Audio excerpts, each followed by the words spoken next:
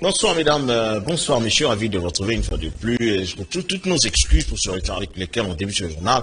Cela est dû à une avarie technique. On parle déjà de l'Assemblée nationale pour dire que le président de l'Assemblée nationale, Christophe Mbosso, a au cours de la plénière de ce mardi incité les députés nationaux à accompagner la fermeté du président de la République quant à la manigance rwandaise et la mobilisation qui devra s'en suivre pour finalement des actions d'envergure contre les assaillants rwandais que le président de l'Assemblée nationale a cité nommément. Nous avons ici les propos recueillis par Rosette Nzinga, image commentaire. Par ailleurs, j'ai lancé en même temps un appel pathétique à tous les compatriotes congolais, à tous les amis et partenaires de la République démocratique du Congo, de soutenir le commandant suprême des forces armées de la République démocratique du Congo et de la police nationale à travers tous les moyens diplomatiques, politiques et militaires, en commençant par la dénonciation urbi et orbi de l'attitude des actions du Rwanda dans la partie est de notre pays. À cette occasion, j'invite instamment toutes les autres institutions du pays à soutenir le noble combat mené par son Excellence M. Félix Tshisekedi Tshilombo, président de la République, chef de l'État, en vue du rétablissement de la paix et de l'intégrité territoriale de notre pays. Pour ce faire, l'Assemblée nationale entend envoyer incessamment des missions diplomatiques parlementaires aux pays partenaires et amis en Afrique, Europe, Amérique, Asie, Océanie et auprès de l'Organisation des Nations Unies afin de relayer le message du peuple congolais porté par son Excellence, Monsieur le Président de la République. 1972-2022, 50 ans jour pour jour depuis que les relations diplomatiques se sont normalisées entre la Chine et la République démocratique du Congo. Pour marquer cet événement du cinquantenaire de normalisation des relations bilatérales sino-congolaises, l'ambassade de la République populaire de Chine et l'ambassade et l'Académie des Beaux-Arts ont organisé une photographie en présence de plusieurs diplomates chinois accrédités en République démocratique du Congo et autorités congolaises. L'activité s'est déroulée donc à l'Académie de Beaux-Arts, comme dit.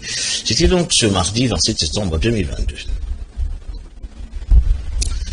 Le prétendu conflit communautaire entre les ethnies Yaka et Teke a été au centre d'une réunion de crise autour du Premier ministre Jean-Michel Sama Lukonde et les officiels congolais impliqués dans la quête de solutions. La route nationale numéro 17 est considérée comme le point de départ des actions du gouvernement contre les assaillants qui agissent sous couvert des ethnies Yaka et Teke. Nous avons ici les commentaires de Jean-Pierre Njonji.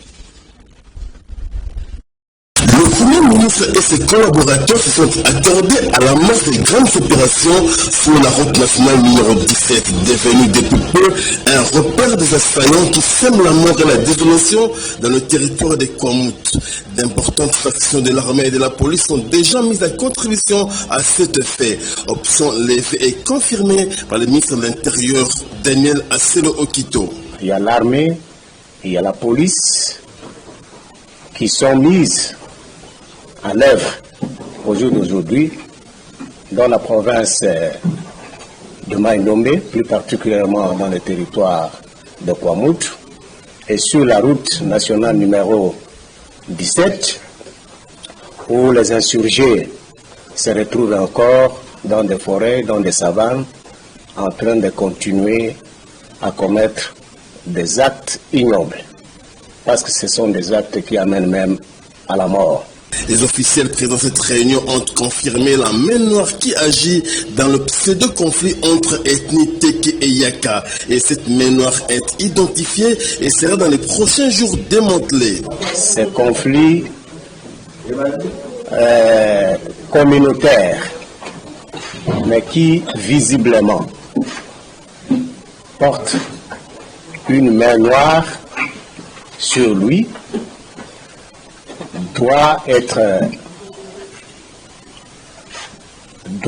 combattu par l'ensemble de notre peuple. Les agences et banques retenues dans l'exécution du projet de développement 145 territoires ont, au cours d'une importante séance de travail dirigée par le Premier ministre Jean-Michel Sama Lukonde, signé des contrats de performance et ont, par la même occasion, confirmé leur participation à ce projet jusqu'à leur terme. Il est à noter que les banques recrutées sont toutes prêtes à libérer les capitaux. Jean Pinjonji. Par cette signature des contrats de performance, l'option essentielle est celle d'accélérer l'exécution du projet de développement local de 55 territoires financés par les bailleurs des fonds extérieurs, notamment la Banque mondiale, la Banque arabe pour le développement économique de l'Afrique et le FIDA. Le Premier ministre Jean-Michel Sama Lukonde s'en félicite et croit en l'engagement de tous ses partenaires. Le sommet du suivi de ces projets et programmes constitue donc l'un des dispositifs clés du gouvernement pour redresser la courbe de cette contre-performance et accroître la capacité nationale d'absorption des financements alloués au pays. Compte tenu de ces enjeux, j'invite les différentes parties prenantes impliquées dans ce processus à agir en co-responsabilité, car la responsabilité demeure partagée et appelle à une action concertée en faveur du bien-être de nos populations pour ainsi construire ce Congo plus beau qu'avant, tel que nous l'avons chanté dans notre hymne national tout à l'heure. Et c'est sur cette note d'espoir que je déclare ouverte la cérémonie de signature des contrats de performance des projets et programmes financés par la Banque mondiale, le FIDA et la BADEA. Les coordonnateurs des unités de gestion sont déterminés au respect des chantiers pour achever les travaux et donner une nouvelle image aux 55 territoires de la RDC. La ville de Goma, dont le Nord Kivu s'est réveillé ce lundi 26 septembre sur les allures de la ville morte et ce après le mot d'ordre lancé par la société civile du Nord Kivu dans l'optique de réclamer la fin de la mission de la MONUSCO et la fin de l'état de siège. Le mot d'ordre de la ville morte est également motivé par la volonté de pousser les FARDC à répondre à la ville de Bunagana, actuellement sous administration de Kigali. Le mot d'ordre serait partiellement respecté. Commentaire de nos correspondants à Goma, Josué Boulonfo. La situation est restée timide pendant les premières heures de ce lundi 26 septembre 2022 dans le point chaud de la ville de Goma. Le marché, boutiques, magasins et alimentation sont restés fermés et seuls les taximens moto ont été visibles sur la chaussée. Cette situation a été vécue dans la ville volcanique de la RDC suite à l'appel à une journée ville morte qui a été décrétée par la société civile Force Vive et les mouvements citoyens pour ce lundi et mardi dans l'objectif de dire non à l'état de siège instauré dans les provinces du Nord Kivu et celle de l'Ituri, d'appeler au retrait des forces onisiennes dans ces deux provinces, ainsi que celui de dire non à l'occupation de la cité de Bunagana par le rebelle du M23. Un sentiment de satisfaction pour Maître Pierre Katembo, activiste des droits humains, qui remercie la population pour avoir accepté cet appel afin de manifester la solidarité nationale. Nous avions compris que la population a obéi à cet appel, à notre appel en société civile, qu'on a poussé les autorités à faire partie d'ici la MONUSCO. La MONUSCO qui est à la base de la sécurité dans notre cher prophète du Nord Kivu, bien entendu, et aussi pour mettre fin à l'état de siège, parce que cet état de siège serait à la base de la sécurité grandissante. Parce qu'il est anormal, disons qu'à sous cet état de siège, il s'observe les 40 volets, l'occupation de Bunagana par des insurgés du 1-23. Pour Mumbere Bwanapoua, cadre du mouvement national congolais, une structure citoyenne, le temps n'est plus à la négociation. Celui-ci préconise une action dite Toyebinda Konayo. Nous connaissons votre maison pour amener toute personne qui travaille aux agences des Nations Unies à démissionner. lancement d'une opération en gestation, bien sûr, conformément à l'article 63 de notre Constitution, là, nous allons nous assurer. L'opération Toebinako, ça signifie tout celui qui travaille avec la MONUSCO. Je demande à tout le monde qui travaille à la MONUSCO de présenter sa démission parce que nous ne voulons plus voir un seul Congolais travailler avec la MONUSCO. Je demande à toute la population congolaise de se tenir debout parce que c'est une grande bataille laquelle nous allons observer ensemble pour que nous puissions recouvrer, exiger et recouvrer et obtenir la paix dans notre province. Notons que les activités ainsi que les transports en commun ont repris timidement en début d'après-midi. On poursuit donc cette édition pour dire que le ministre de la Santé publique, Hygiène et Prévention, Jean-Jacques Mbungani, a déclaré hier lundi 26 septembre 2022 la fin de la maladie à virus d'Ebola dans la province du Nord Kivu, précisément à Béni, dans la zone de santé de Béni en RDC. Nous avons ici les détails de Mario Mbongo. Cette résurgence a bénéficié de l'attention particulière du chef de l'État, son Excellence Félix-Antoine Tshisekedi Tshilombo, qui a chargé le ministre de la Santé publique, Hygiène et Prévention, à travers la Direction générale de lutte contre la maladie, à apporter toute l'expertise technique nécessaire à l'équipe provinciale et aux équipes locales dans la lutte contre cette résurgence. En ce mardi 27 septembre 2022, après 42 jours de surveillance renforcée, sans nouveaux cas confirmés et selon le protocole de l'OMS, je suis heureux de déclarer solennellement la fin de la 15e épidémie à maladie à virus Ebola dans la province du Nord Kivu en République démocratique du Congo, qui aurait duré 1 mois et 12 jours. Je remercie particulièrement les équipes locales de la zone de santé de Béni, la division provinciale de santé du Nord Kivu et les experts du niveau national qui ont œuvré sans relâche pour l'obtention de ce résultat. Ce résultat est également le fruit de l'appui de nos partenaires techniques et financiers, œuvrant toujours à nos côtés dans la gestion des urgences. Chers compatriotes, au cours de cette épidémie, seule une aire de santé sur les 22 que compte la zone de santé de Béni a été affectée suite à un décès d'une femme de 46 ans à l'hôpital général de référence de Béni après 23 jours d'hospitalisation pour détresse respiratoire. Un prélèvement buccal a été effectué et a été confirmé positif au virus Ebola, Zaïre, par l'Institut national de recherche biomédicale, INRB en sigle. Le séquençage a révélé qu'il s'agissait d'une souche persistante liée à la 10e épidémie. C'est l'occasion pour moi d'exprimer ici, au nom du gouvernement, toute ma compassion et mes condoléances les plus attristées à la famille qui a perdu un être cher. Les activités académiques sont à l'arrêt à l'Institut facultaire des sciences de l'information et de la communication, IFASIC, en sigle, et ce, consécutivement au mot d'ordre de la grève lancé par le RAPUCO, réseau des associations de professeurs des universités et instituts supérieurs du Congo, aux auditoires sans enseignants et étudiants en divagation sur les décors à l'IFASIC. Nous avons ici le commentaire de Christian Zangabe Pichot-Kizala. Les réseaux des associations de professeurs d'universités et instituts supérieurs ont dénoncé le manque de volonté politique du gouvernement suite au non-respect des engagements pris pour l'augmentation de primes. Sur ces, une grève a été décrétée depuis le jeudi 22 septembre dernier dans toutes les universités ainsi que les instituts supérieurs. À l'Institut facultaire des sciences de l'information et de la communication, IFASIC en sigle, la grève a débuté ce mardi 27 septembre 2022 et quelques étudiants trouvés sur place se sont exprimés en ces termes. Effectivement, il y a la grève. Aujourd'hui, c'est le deuxième jour. Les professeurs ne veulent pas dispenser les cours faute de l'agenda qui a été négocié entre le gouvernement et eux. Il lui était à ce que le gouvernement puisse honorer ses engagements par rapport aux frais supplémentaires dits à leur salaire.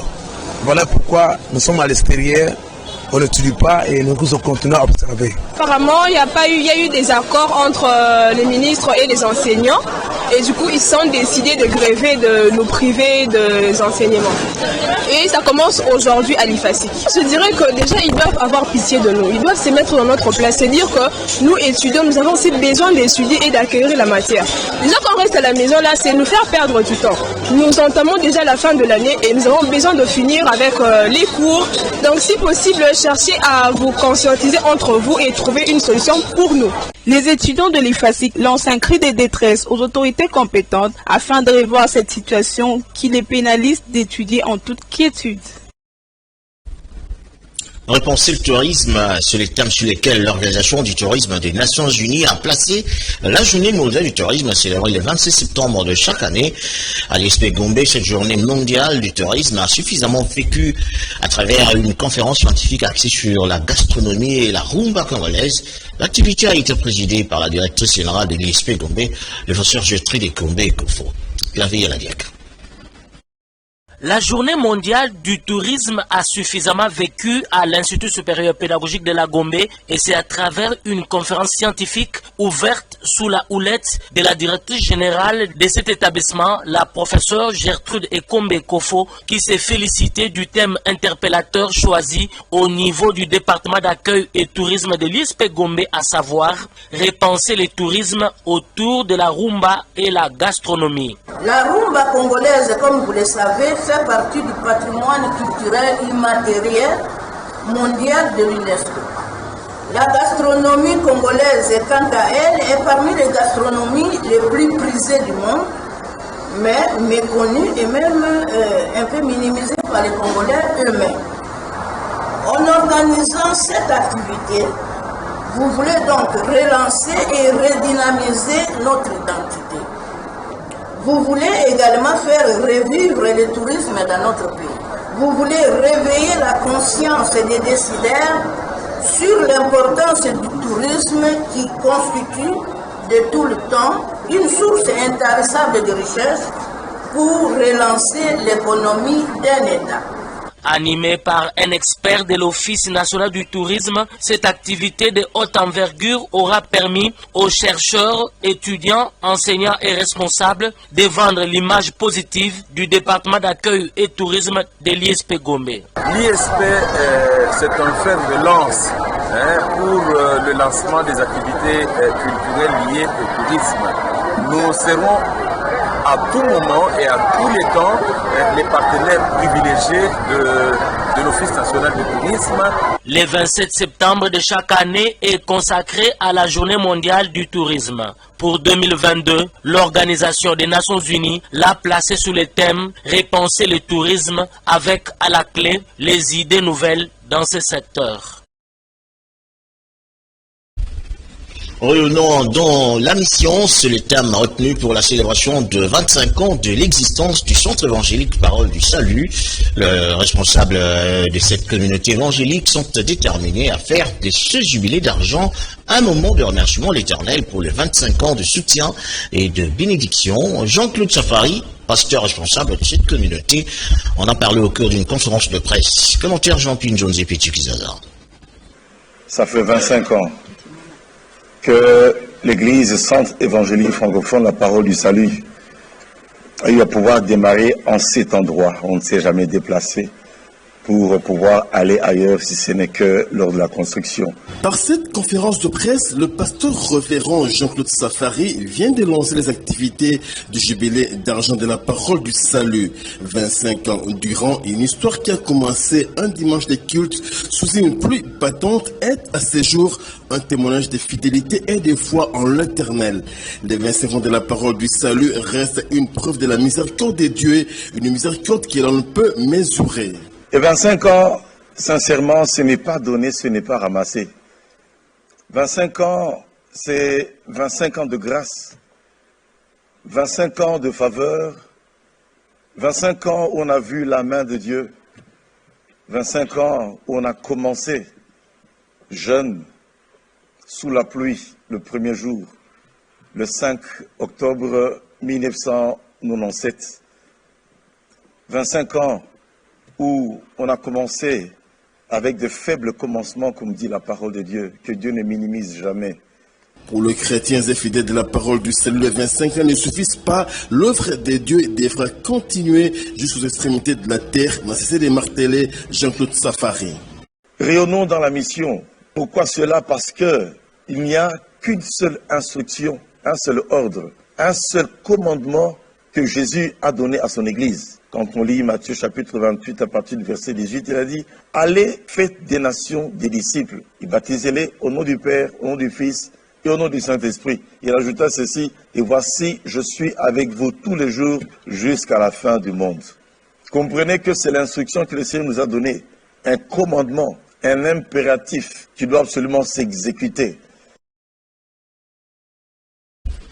Dans la foulée, les pasteurs Jean-Claude Chafari a aussi sommairement ce que seront les activités des 25 ans de la Parole du Salut et a précisé que ces activités auront toutes pour épicentre l'évangélisation. La présence des pasteurs de la communauté Parole du Salut des différents pays est annoncée. Les propos de Jean-Claude Chafari sont recueillis par Pichu Kizaza. C'est qu'est-ce qui va se passer exactement? Eh bien, du 4 jusqu'au 9 octobre de cette année, nous aurons une semaine de célébration. Nous avons toute une panoplie d'invités. Vous pouvez le voir sur les images qui sont derrière nous. Ils viennent de la France, ils viennent d'autres pays. On a nos pasteurs qui tous vont être là. Et sous ce thème « Rayonnons dans la mission », nous allons donner des enseignements les matinées de 9h pratiquement jusqu'à 13h. Et les après-midi, il y aura des plénières. Il y a tout un programme qui est déjà élaboré pour ça. Rayonnons dans la mission. Pourquoi ce grand thème? Je voudrais dire également que les matinées, des enseignements, les après-midi, il y aura des plénières. Pourquoi ce thème bien-aimé? Je veux dire ceci. L'Église existe pour la mission. Et la mission est là pour fonder également des églises. Et c'est comme ça que quand on envoie nos missionnaires, ils sont là pour fonder des églises et se multiplier, là où on les a envoyés. Rayonnons dans la mission. Pourquoi cela? Parce qu'il n'y a qu'une seule instruction, un seul ordre, un seul commandement que Jésus a donné à son Église. Quand on lit Matthieu chapitre 28 à partir du verset 18, il a dit « Allez, faites des nations des disciples, et baptisez-les au nom du Père, au nom du Fils et au nom du Saint-Esprit. » Il ajouta ceci « Et voici, je suis avec vous tous les jours jusqu'à la fin du monde. » Comprenez que c'est l'instruction que le Seigneur nous a donnée, un commandement, un impératif qui doit absolument s'exécuter. Et lorsque on n'est plus dans la mission, croyez-moi, quel que soit le gabarit d'une église que l'on peut avoir, quand on n'est pas dans la mission, on n'est plus dans la mission, le cœur du Seigneur est attristé. Et c'est ainsi que nous sommes là comme une église missionnaire déterminée à pouvoir implanter des églises jusqu'au retour de Jésus-Christ. Voilà, c'est par ces images que nous mettons pratiquement un terme à cette édition. Merci à vous de nous avoir suivis. Merci à Frédéric Akidi, Clavier, Yala Diakou, à Tony Binda ainsi qu'à Soulem Boyo pour sa réalisation. Dieu voulant, on se retrouve très prochainement. D'ici là, portez-vous bien. Bonsoir chez vous.